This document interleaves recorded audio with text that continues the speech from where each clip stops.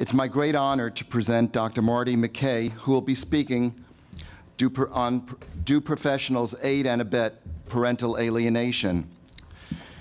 In just a little bit in terms of Dr. Marty McKay, she was licensed as a psychologist in Ontario in 1976. She has specialty certification in clinical psychology from the American Board of Professional Psychology, one of only 22 granted in the whole North America in 1995.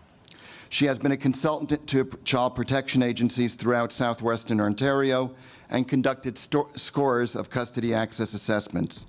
She has appeared as an expert witness in court cases throughout Ontario, as well as in the United States. Her advocacy for children is very noteworthy in that it has been evident in television documentaries that basically featured some of her cases and culminated in her appointment to an Ontario government expert panel to review issues related to children's rights. The panel has recently completed its report, and Dr. McKay will let us know where we can obtain that actual report. Dr. McKay's current focus will be informing professionals about the phenomenon of parental alienation, including new and evolving ethical principles as they apply to the assessment and the treatment of individuals who may be alienators and of children who may be at risk for becoming emotional hostages of one parent. Again, my great pleasure to present Dr. Marty McKay. Thank you. Thank you very much. I think this is the gizmo you need.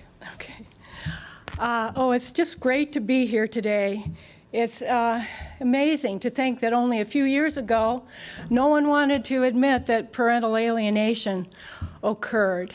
And today, there's a whole room full of people, and it's gaining great acceptance, and there's a great momentum that's building up. So a few short years ago, people were saying there is no such thing as parental alienation. The winds are changing, and I do expect that there are going to be some people flipping on their position, people who were saying that it didn't exist and now suddenly saying that they're having selective amnesia, saying, oh yes, this is a serious problem. But the professionals that are still claiming its non-existence are ones who have been engaged in massive denial of reality, gross denial of children's rights, and self-serving rationalizations. But for all those who flip, I say it's always good to admit that you've made a mistake. From a practical point of view, all that's required to engage in parental manipulation is a willingness to manipulate and to deceive and to exercise power. So it's not rocket science that we're talking about here. To deny that people are capable of manipulation and deceit, well, it's just not realistic. It's absurd. So who are the alienators? You may be surprised to learn that there are all kinds of alienators. There are tiers of alienation that go on within the court system. And as I look out in the audience, I see a number of familiar faces, friendly faces, and I know that a lot of you have been through this system, and you won't be surprised when I give some examples. And if you think that I'm giving an example of your life, it's only because there are so many people who have gone through this kind of experience. I am using composite examples to protect identities of people. Okay, so let's go to the next slide. A little bit, whoops, where's mine? Can we go back one? Yeah, that's me. So I practiced for 33 years within Ontario. I was a consultant to children's aid societies all over southwestern Ontario. And on February 15, 2009, I decided to close my clinical practice of psychology and devote myself full-time to speaking, writing, and recruiting of people who are interested in combating the system that promotes parental alienation and making positive changes. Thank you. I did say in the introduction, I promised that I would tell you where the expert panel's report is. It's on the Ontario website. Michelle Chung of CBC was here a little while ago. She did a documentary called Finding Normal, which I understand is very well received on the internet. It gets a lot of hits. It's still there. You can go and see it. It was an expose of the medication drugging of children in foster care. And that was, the premise was that abused and neglected children were being turned into involuntary psychiatric patients within the child welfare system. And that prompted an independent investigation and an appointment of an expert panel by the Minister of Children and Youth. And I was appointed to that panel, and I was honored to serve for 18 months. And we did come forth with a paper that will offer substantial protection of children in foster care. So as I say, it is now on the government website, and if you want to go and see that documentary called Finding Normal, it's still on the CBC website. So I want to tell you, first of all, what I'm not going to talk about. I'm not going to talk much about personality disorders. That's not my shtick. I don't, even though I have a specialist certification in diagnosing and treating mental disorders, my own personal feeling is that people are bedazzled with diagnoses, and I take a much more practical behaviorist approach that if you reward behaviors, they will increase. If you don't reward behaviors, they will decrease. And I think this is a much more elegant kind of explanation for why people do what they do, the terrible things that they do in divorce situations. And that is, they get rewarded for it. We have a system that does not penalize people who engage in alienating behaviors. Thank you. And it's just like, pigeons who are taught to peck at a little button. They quickly learn which button to peck at that releases the food pellets. If you stop releasing the food pellets to that button, after a while they get the idea and they stop pecking there. And human beings operate very much on the same principle. If you reward behaviors, they will increase. If you don't reward them, they will decrease. So I'm going to talk about systemic alienation. Think about it. You bring your children into this world. They are your children at that point. You and your wife or you and your husband separate. Essentially, they are no longer your children. You then have to pay thousands of dollars to a lawyer who has never seen your child in order to gain rights to be with your child, while your spouse is having to pay thousands of dollars for the same thing and for trying to keep you from seeing your children. Well, you don't have that kind of money? Well, then sign this paper, sign your house over, get a loan, put yourself into insolvency. Otherwise, you have no hope in the system as it exists today. Now, to say that that's not in the best interest of the child is an understatement. But this is the state control of parenting as it exists today, with the greatest outward flow of assets that will ever occur to a family. I'm sure some of you have already experienced that. You could have sent all your kids to Yale and Harvard and so on with the money that you spent litigating in the child family court. So it's important to recognize that divorce is an industry. An industry with many spin-off industries, the domestic violence industry, the children's aid industry, the psychiatric industry, et cetera, et cetera. And we are empowered here today to say enough is enough. We do not want you messing about with our children in that way. This does not serve the children's best interests. Now, I say it very bluntly that there is a price on the head of every child in this province. And that when divorcing parents recognize that, then they can take steps to prevent their children from becoming victims of a very flawed system. Ironically, if there's any time that a couple should act together, it is when they are in the throes of divorce. If they do not, then what I call the professional child predators will be in there like a school of piranhas. Have any of you seen the movie Fargo?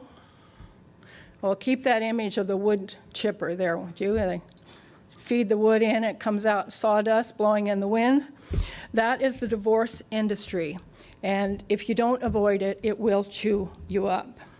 So what's the solution to this? Because I don't just want to talk about doom and gloom. There are solutions, and one of the solutions is that there be a mandatory education session for every couple divorcing. What about before they get married? That's great. You know, that's very, you know, I've done that with my two boys, my two sons. They've been inoculated against this. But if lawyers, I think lawyers still are supposed to, before they start the litigation wheels going, they're supposed to say, is there any chance for a reconciliation? If they're supposed to do that, why can't it be mandatory that that divorcing parents have a session which shows them what's going to happen to them once they walk through those court doors? Okay, we can go to the next slide. Now, there are three major types of people who pose danger to children of divorce. There are professionals who act within the court system. There are professionals who see members of divorcing families, either the children or the spouses. And then there are the paraprofessionals who align themselves with the parent. And I use paraprofessionals advisedly because some of these people have no education or very little, or they just came out of a domestic violence think tank or something of that sort. So let's first of all look at the first tier, the family court judges. And again, I'm not saying that judges are bad. This is the system that we have right now, the adversarial system. And I argued in 1998 before the Senate subcommittee of my good friend Ann Cools that divorce should be taken out of the adversarial system. Children are not chattels, they're not property to be fought over, like fighting over your house and assets, and that there should be mandated mediation. That's what I said in 1998, and that's what I'm saying as I stand before you here today, 11 years later. But I think it's important to remember that anything that moves away from joint parenting is moving in the direction of parental alienation. Let me say that again. Anything that moves away from joint parenting is moving in the direction of parental alienation. Let me give you an example. The court processes are long, many adjournments. Judge, how does a judge start the process? The judge will often make an order of interim custody to one parent. That parent then becomes the primary decision maker for the child, and the other parent has, in almost all cases, reduced contact. So the road is already going down to establishing a status quo. And the status quo is very important in family court. Assessors don't like to go against the status quo. Nobody likes to go against the status quo. So judges, by virtue of ordering these interim custody judgments and then prolonging the matter, I'm not saying the judges are all responsible, but this is the part they play, that the alienation process has already begun. Now, I must say that 2 family court judges have already said I'm a dangerous person, so. And I took that as a compliment. I think one of the people might be here today in his case. I was declared a danger. But really, I would rather be their best friend than their worst enemy. And I hope to be making presentation to judges about parental alienation. The McWatt decision was a great decision. Something wrong with it? Yeah, came way too late. Way too late. When it comes that late, it's almost destined to fail because teenagers don't like to be taken out of their venue and put somewhere else they don't want to be. So early intervention is absolutely necessary in parental alienation. So parents' lawyers, okay. Well, maybe we need the next one. Let's see what's on the next slide. Yeah, parents' lawyers. Is this mine?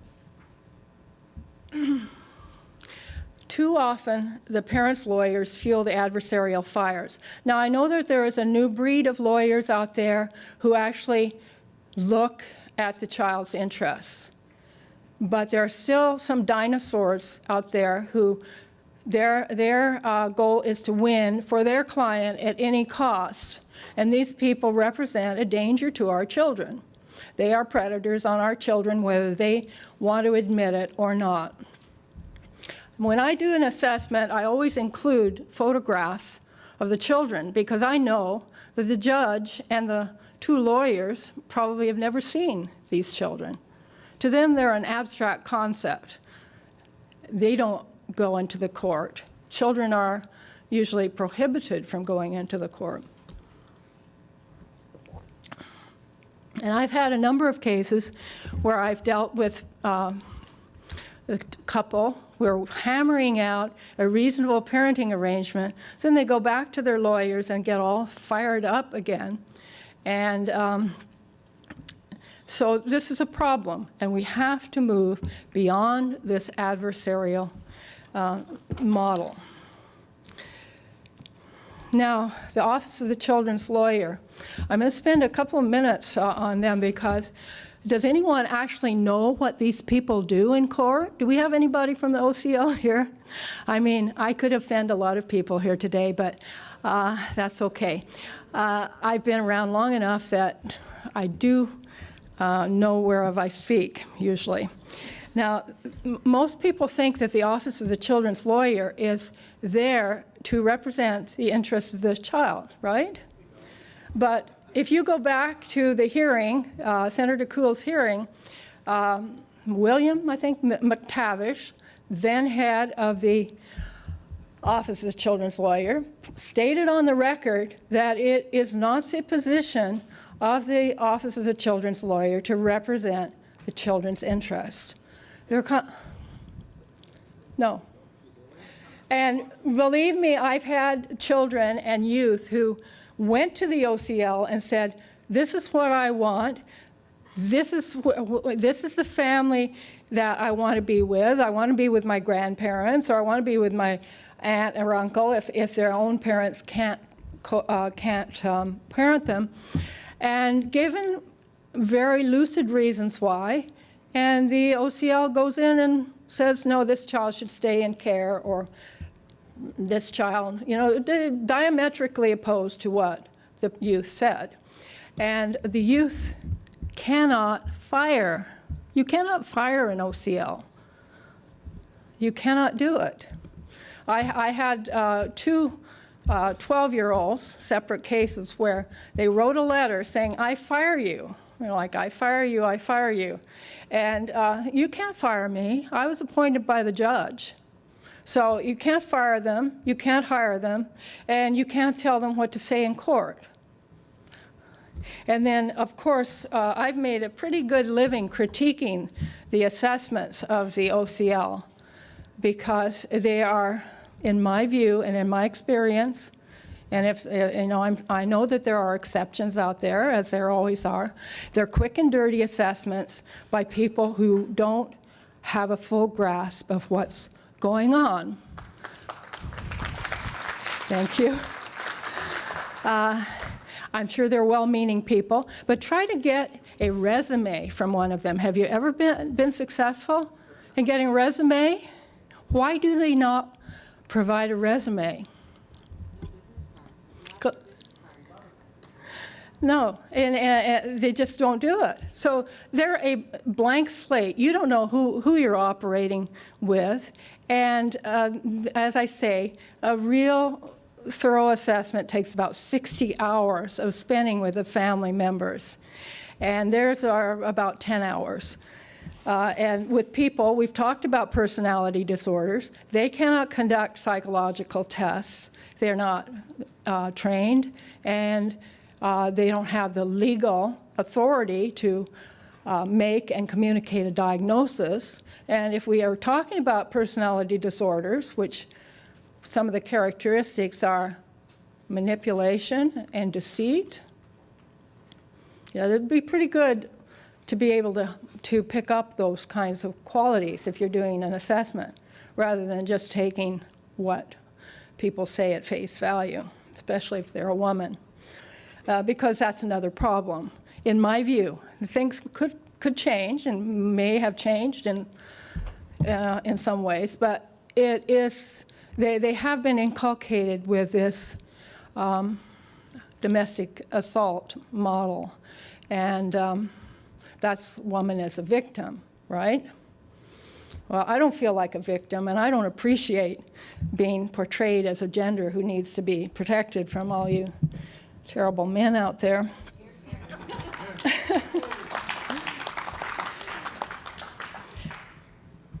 Another real problem with the OCL assessments is that most of these people don't have training in child development. So what do their assessments turn out to be? A personality contest between the mother and the father.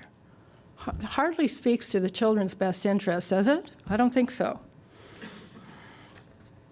But the last thing I want to say, and the most important one, is that I am a capacity assessor. I was trained as a capacity assessor, one of a limited number of people working under the Attorney General's office to do assessments on people's capacity to manage their property, make personal care decisions. Now, in that role, I began to question, why is there an OCL in court? Because there's been no capacity assessment done on the child or youth. And if you read the Substitute Decision Act, there is a presumption of capacity, and there is a process that you have to go through in order to establish that a person is incapable. So if a youth has not been determined to be incapable, and that same youth can pick up the phone and call a psychologist and say, I want to have treatment, and the psychologist can presume that that 12-year-old or that 13-year-old or that 10-year-old, for that matter, has capacity and can treat that person without the parent's consent.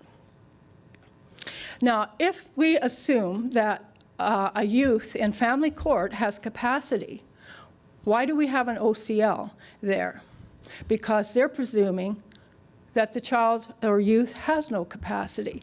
So every time I speak, I say, lawyers out there, somebody step up to the plate and take this challenge as a constitutional challenge, because it is quite possible that the OCL may be acting contrary to other Ontario legislation. And I think that's an important issue to be clarified. Because I had a 12-year-old recently who said to the OCL, if I have a lawyer, I want to choose that lawyer myself, and I don't choose you.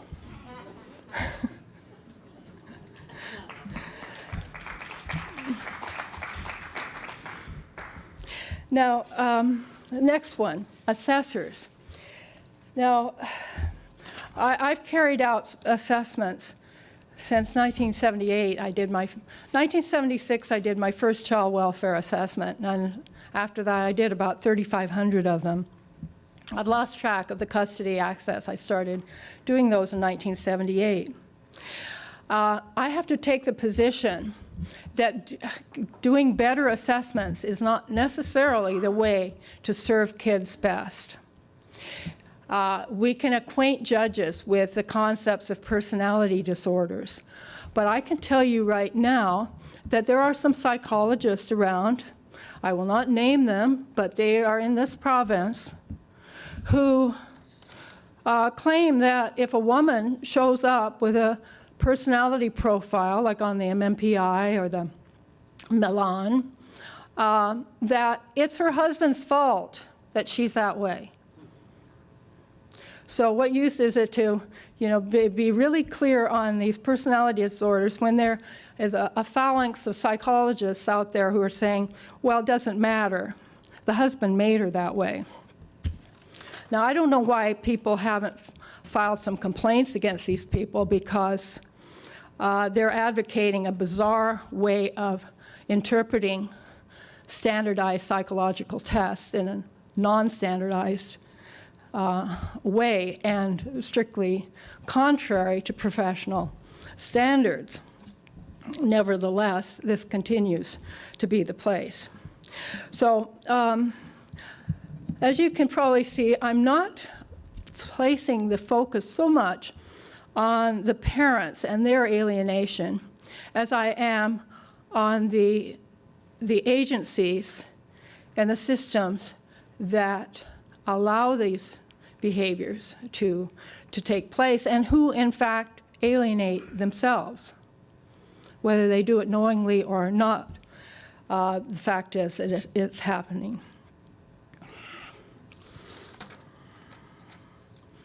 So I look more at situationally based kind of personality disorders, because if we look at personality disorders in women, let's say, then we have to look at depressive disorders in fathers. Any fathers out there who have been depressed as a result of custody access? These are situationally based problems for the most part, because if you take an ends justifies the means attitude toward your litigation, toward your custody dispute, then pretty much anything is fair game. I once was doing an assessment on a case, a very interesting case. It involved two professional people that started out in a southern state in the U.S., and the mother arranged for her teenage daughter to kidnap the 8-year-old daughter and take her to Germany because the custody case wasn't really going in her favor. This woman was a medical doctor, and her ex-husband was a lawyer. So the father proceeded to try to track down what happened to his daughter. The daughter ended up, the two girls, the stepdaughter, the 15-year-old and the 8-year-old, in Toronto. And a 15-year-old, as you can imagine, often doesn't know how to parent an 8-year-old that well. So that system started to break down. Within a short period of time, the Children's Aid got involved, and they retained me to do an assessment. And so we had these people flying in from the U.S. to give me their stories about what was happening, and the mother claimed, well, I had to have the daughter kidnapped because she was being sexually abused by my husband. The problem is that she had a new husband who wasn't so bright, and he ended up telling me, he said, well, I believe my wife is doing this for a good reason, but she's not telling you the truth, but she's doing it for a good cause. And I'm sure some of these people believe this, right? So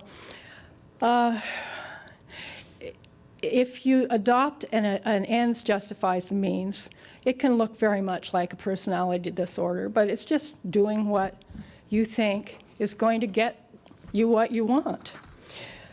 All right, let's go to mediators. I'm not going to spend very much time on mediators. The problem with mediation is that if you go through it, you have to make sure that it's closed mediation. If it's open mediation and if it breaks down, then the lawyers, it just turns into an assessment. And you're then, you enter it thinking that you're going to problem solve, but it ends up somebody else is telling you what's going to happen to your children. Okay, let's go on to child welfare. When I first started working with the Children's Aid Society, they didn't want anything to do with divorcing parents. They wouldn't touch it with a 10-foot pole. If somebody called in and complained about, well, my ex-wife's not feeding the kids, go talk to your lawyer about it. But now they have broadened their mandate so widely that it's not just abuse now, it's risk of abuse. And who determines the risk? The CAS does. And the risk of abuse is risk of, it can go this far, risk of being exposed to parental discord. And I had a case in which the Children's Aid apprehended a child from school because they heard the parents were arguing over access. They came in without notifying either parent, removed the child forcibly, came in the principal's office. There was a police officer standing like this with a little 8-year-old boy, wondering what he'd done wrong, taking the child to an undisclosed location, different school, different community, different everything. The child was traumatized, as you can expect, because the Children's Aid said this child was at risk for being exposed to parental discord. Now, you can't make this stuff up. What did they think? They're doing good. Yeah, no, they're not doing good. They're traumatizing a child. There was extended family even willing to take the child if they really had a concern about a couple of squabbling parents. So the child welfare has insinuated itself into the custody access process, and not in my view, a positive manner. And because, again, I used to love working with Children's Aid Society, believe it or not. But the problem is that they do not know, they don't have the knowledge base to understand about divorcing parents and the children's needs. And they do a lot more harm in divorce cases. They do a lot of good. They should stick to what they do well and not get involved in divorce cases. All right, okay, so we're at child welfare. Domestic violence. This is when we're now in the second tier of potential alienators, and some of the worst alienation takes place at this second tier. The people who never go into court, but they write a report or they write a letter or their notes are subpoenaed. Domestic violence. Some of you may know that, again, I'm not trying to say that women are the only alienators. I'm saying that we have a system that encourages women more than men. I've seen some egregious cases of men who had alienated their children as well.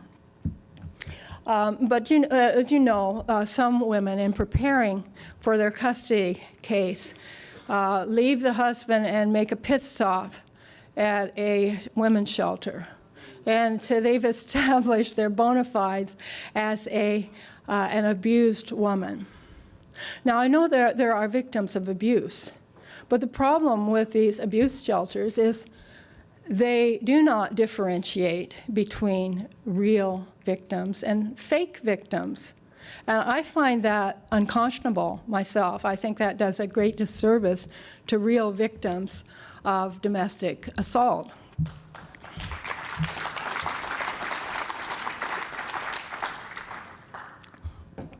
But what incentive is there for them to differentiate? They may have these platitudes that it's not for them to judge, yada, yada, but what incentive when their funding comes from the number of people they service? Why should they differentiate between real and fake victims? So as we're talking here, you can see that this is an industry. And once people establish certain things, that they are an abused wife, the child has been subject to parental discord, then a foundation is laid. The newest thing that has happened is, I don't know if any of you have seen this, but I had a case in another city where a woman, again, wanted to alienate her kids from the father, a very devoted father, and she decided the best way was to portray him as a sexual pervert. So she wrote up a diary. She didn't deny that it was a diary that she wrote after the fact about marital rape that had occurred 8 years before. Now, is there any assessor that's going to actually award custody or joint custody to somebody who has a criminal charge of rape hanging over their head? I don't think so. But the interesting question is, are there any assessors who would take on that job? And actually, yes, there are. But you know what the outcome is going to be. I see you want to make a comment, and we'll get to those soon. Okay, school-related issues. This is interesting because somebody who wants to establish that the child has a disorder of some kind will often go in and talk to the teacher and say, have you noticed little Johnny is, he's not paying much attention in class? Well, he's going through a divorce. He's preoccupied, probably. But the end result is there is a process of psychological assessment and then referral for ADHD or bipolar or something, and pretty soon the child is on some kind of psychotropic drugs. This is a new phenomenon, this alienation by drugs. Let's say, and I've had several cases like this, where, again, I don't mean to be beating up on women, but all the cases I'm remembering in this genre were, a woman goes and gets a diagnosis, because the diagnosis is filling out a Connors rating scale, usually. It's not an independent where the doctor actually assesses the child. The diagnosis is offloaded to a non-professional. Child is given a prescription for Adderall or Ritalin or something, and then the woman goes into court and says, we have to eliminate the father's weekend access because the child's been identified by a duly qualified practitioner as having a serious mental disorder of ADHD, and it requires consistent medication. And the father disagrees and says he doesn't have a problem with the child when the child's with him, and so he's going to undermine the treatment and it won't be of any effect. And there have been a number of fathers who have lost access, weekend access. I know of one father who lost complete access because he was seen as being undermining necessary treatment of a child. A child who, in my view, in this case, did not have ADHD. He had confusion and anxiety about what was happening in his life as a result of divorce. Professional bodies. Well, one of the favorite strategies of an adversarial lawyer is once they get a report and they don't like it, they file a complaint against you. And I don't know about all the colleges, but You know, I served on the complaints committee of the College of Psychologists, and as far as I can see, a lot of this is make work and justify your existence, and they act as though this is a real legitimate complaint when anybody could see it's a legal strategy. So you go through the motions, it costs you a lot of aggravation. For the faint of heart, it's intimidating, and that's why a lot of psychologists remove themselves from doing custody and access assessments, and that's why it left the field wide open to lesser qualified people. In the end, it doesn't come to anything, but it's a nuisance. So I put them as an alienator too, because they should know, and in some jurisdiction in the US, they do not deal with these kind of complaints until after the court matter is finished, right? Let the court matter. The court is seized of this matter. Let them deal with it first. And you know what happens? Well, the complaints disappear by then. There is no more complaint because there's no more incentive to try to harass the psychologist. Okay, let's see what I have next. Oh, okay. Now, all right, one of the CAS and all the things that can be triggered by a CAS investigation. Now, somebody sent me an email yesterday and said, please make sure you talk about my case. Yeah. I don't see him here, but I can't really talk about his case, except I will say in general that there are instances in which there's one parent who's actually physically abusing the child, but the children's aid have dropped the ball and misidentified the abuser, and they don't like admitting mistakes, so they'll actually refer the children to a treatment center. And these treatment centers, well, don't get me started about them. In some cases, and in this case, they did an assessment of the family. They did a family assessment. The only problem was they didn't see the father. And they didn't see the father with the children, but they still did an assessment. That's called a one-sided assessment. And contrary to professional standards, but the CPSO here doesn't really take those too seriously. And of course, the children are identified as having these terrible problems and actually being abusers in training, little guys. Mother was deathly afraid of them. So then come the abuse counselors for the mother, because she's actually being abused by her own children. You see the migration there. It's no longer she's abusing, but she's deathly afraid of her kids, who the non-custodial parent has trained to be abusive to her. And then there are the offshoots, and the pediatricians come in with the drugging, or the psychiatrists, and so on. Okay, what's next? Women's shelters, well, these are all the players. The police, the criminal court, the lawyers, victim assistance workers, again, who do not attempt to differentiate between real and fake ones. Probation officers.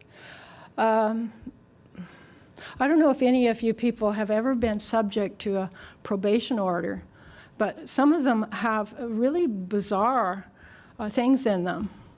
I was dealing with a father who had a probation order because, there was an allegation he was an abusive spouse. No proof, but an allegation. And, sometimes these men plead guilty because they're told there's going to be an end to it. But that is not true. It's always brought up later. This person had in his order that he had to speak positively about all the people that the mother was taking the child to, all these people who were saying he was an abuser. And if he didn't speak positively, if he said anything negatively about any of these people, that he would be in breach of his probation and could go to jail. Okay. Next. Okay, I think we've covered that. Okay. So what professionals here, because a lot of professionals get caught by surprise. Parents who want to alienate their children can be very convincing. And if you only hear one side of a story, you might think that's really the truth. I think we've all been fooled by that. Someone's story is so compelling and they seem so sincere. And professionals sometimes make the mistake of putting down in writing, well, this person, seems to be a very credible individual, and I have no reason to disbelieve her story about abuse. And for the purpose of diagnosis, I am accepting everything she says as truth. And that goes into court, and it has a professional signature. You know what happens in court here anyway is that a judge has to consider professional evidence. And if there is no rebuttal evidence, that professional evidence, no matter how faulty or how one-sided, will often have a very strong effect on the outcome and the ruling that the judge makes. So alienators, if a father wants to alienate his kids from the mother, he cannot do it alone. He cannot go into court and say, my wife is this and that, and she leaves the kids alone. And he needs backup. And who is the backup? The professionals. The alienators need letters and reports that support their view and support their goal, which is the alienation of the child or control. And so here's some things that whenever anybody comes in to your office, if you're a practitioner, you have to be aware of the tendency for people in a divorce situation not to be wholly honest, to be economical with the truth, to be selective in their presentation of information, to engage in misattribution, saying the child is afraid to go to the mother's home, or when it's really they have offered the child some inducement not to go to the mother's home. And so it is incumbent, and this is a point, a focal point I want to make here, is that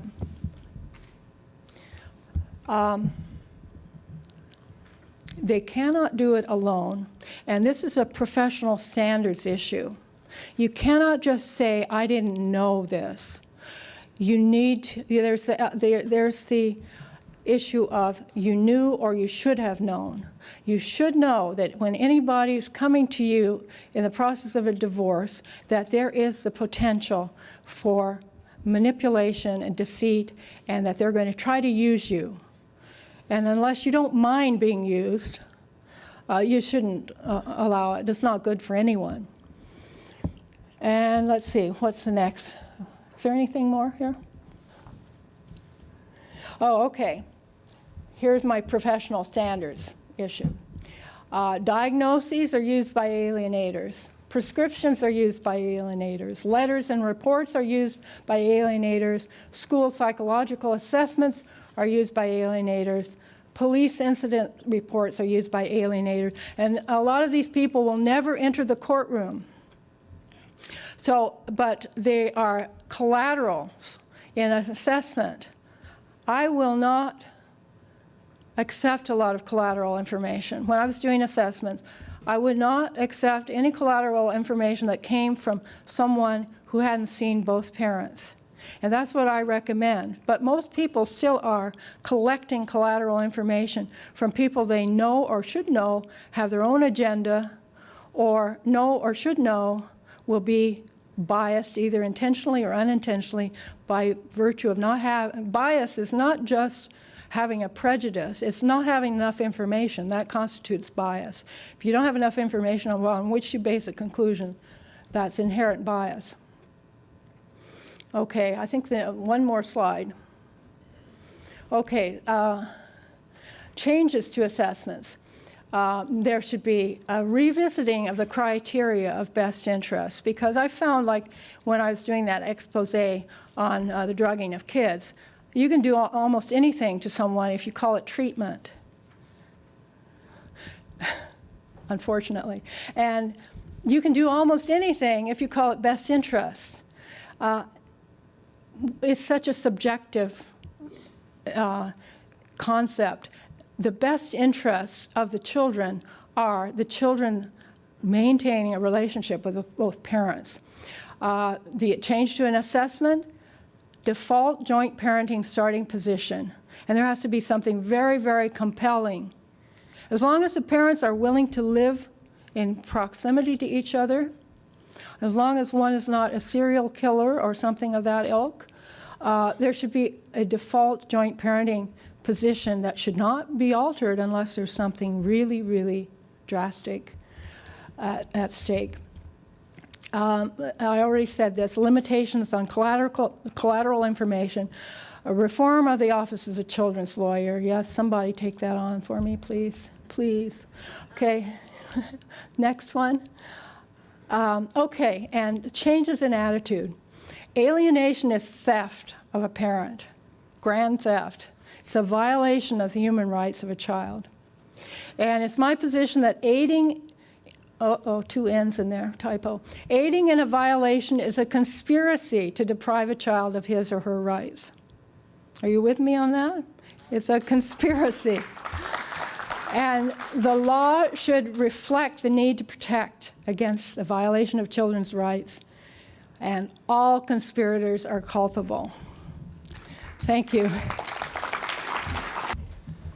Thank you very much, Dr. McKay.